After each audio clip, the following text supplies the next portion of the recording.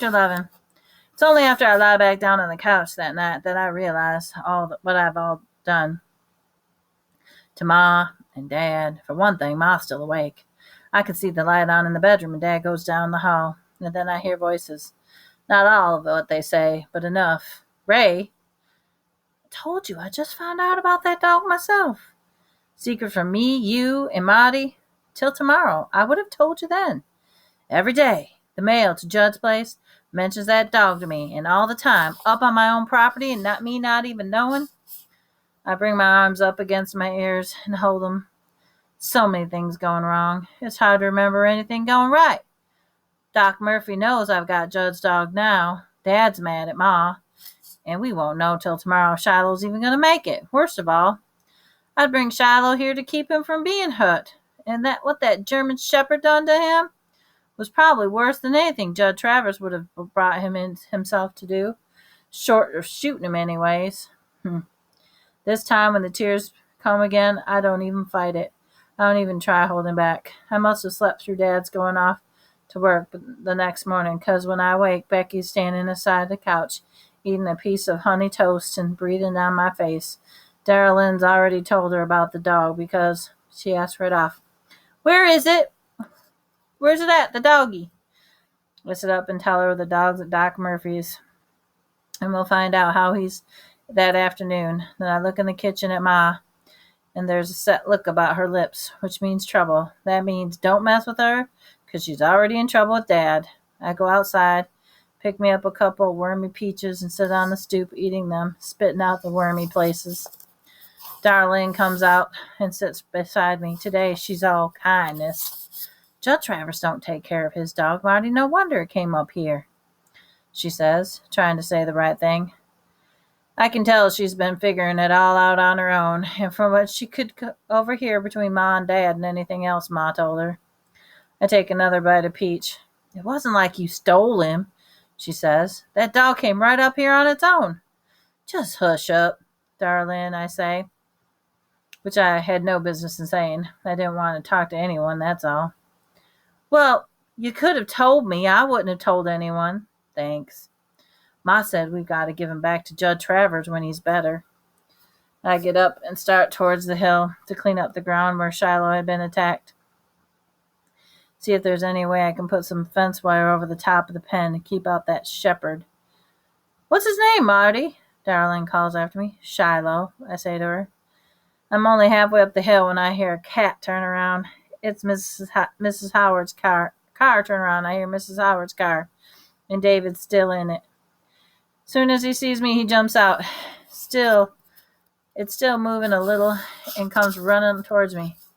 "I could stay here today," he yells, waving his kite he brought with him. "Everyone else is going to Parksburg, and I don't even want to." I look over where Ma and Mrs. Howard are talking and see Ma nodding her head. I get lonely sometimes up at our house, but today I want to be with that loneliness. I don't want to talk to Dawn, Darlene, Becky, Dad, or even to Ma. If we had a telephone, I'd be calling Doc Murphy every hour. As it is, I have to wait till Dad comes home from work before I can find out how Shiloh is. I can't go down there, pestering Doc, him with patience to see. "What do you want to do?" I asked David, trying to dig up at least a little bit of enthusiasm. David and I are in the same grade, and even though he's taller and heavier, he looks like a junior high already. "Let's try out this kite over your meadow," he says.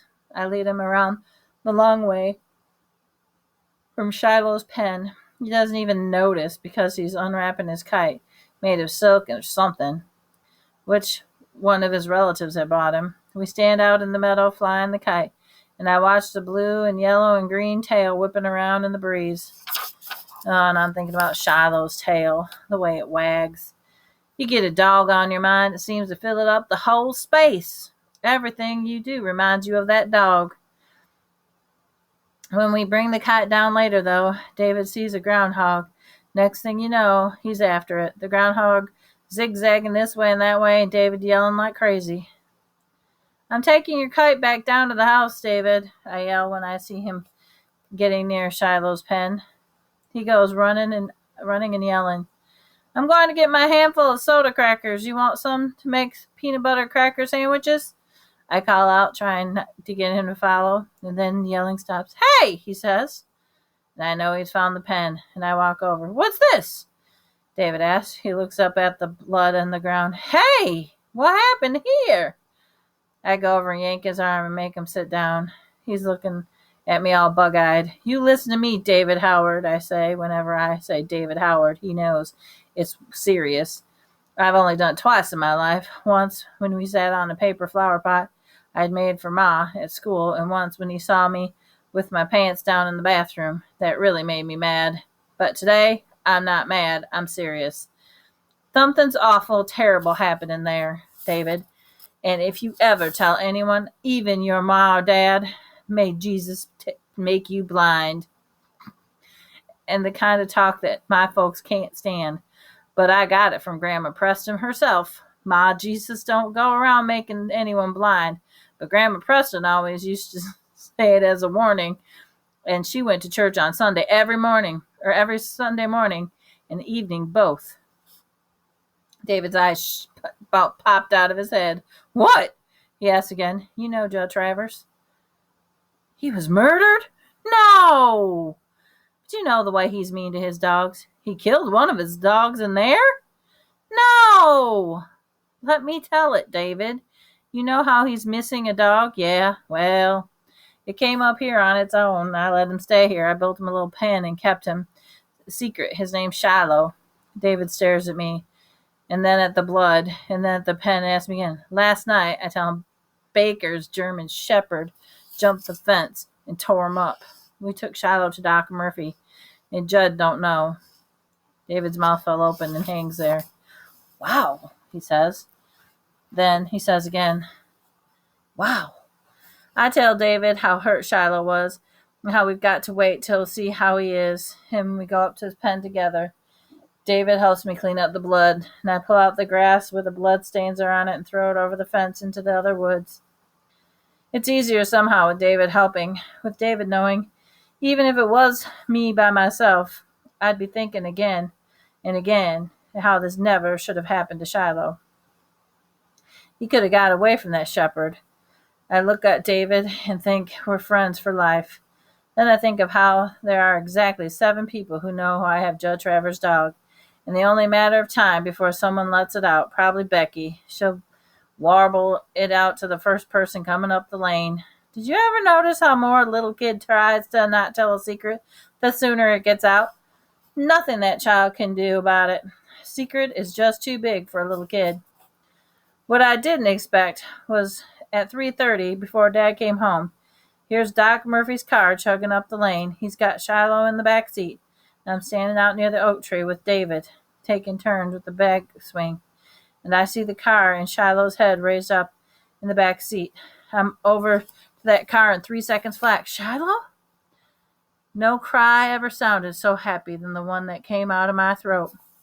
All of us were crowding around the car, Ma, Darlene, and Becky, and David Howard, and all of us were saying, Shiloh, here, boy. He holds out one hand, and Shiloh's trying to lick everything in sight. Patient recovered faster than I thought he would, Doc says, getting his big belly out from behind the steering wheel and standing there. So I figured I'd bring him home over myself, and then, to my mother, had patients coming in and out today and don't want them to see the dog, she nodded. I'm going to pay you for this, Doc Murphy, I tell him. You send me the bill to my dad, and he'll pay for it, but then I'm paying him. Well, son, that's a generous thing to do, when the dog's not even yours, he said. Is he all well now? No. Not by a long shot. Think he's going to take a couple weeks to heal. I can promise you he'll walk without a limp. I can't promise you he'll walk without a limp. But I got him sewn back up, all full of antibiotics. If you keep him quiet for a few days and off that leg, I think he'll pull through just fine.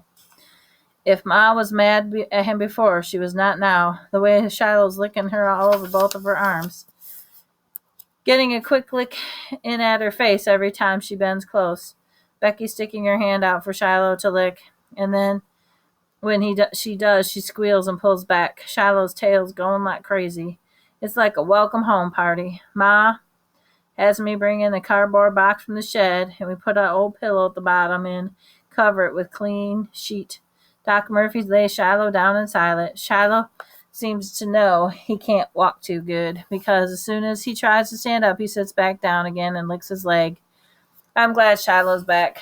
I'm glad he's going to get better, and we can keep him till he's well. But the more I sit there petting his head, feeling his happiness, the more I know I can't give him up, and I won't.